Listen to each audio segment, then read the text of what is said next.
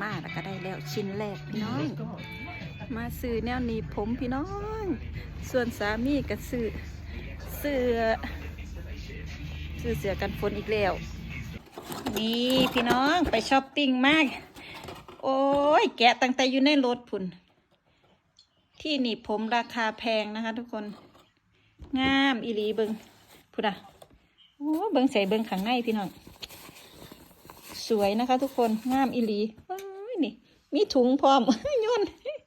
เบิงสวยงามน่ะแบบจิมีตัวเลขขึ้นตรงนี้นำได้พี่น้องนี่ระดับการปรับกับปรับความร้อนความหยังเฮาเนาะอันนี้ก็เปิดปิดนี่ปุ่มนี้เปิดปิดนี่สวยมากทุกคนตรงปกเลยพี่น้องเห็นบ่ตรงปกเลยไปได้ที่หนีบผมมานะคะงามอีหลีถูกใจแห้งพี่น้องถูกใจค่ะ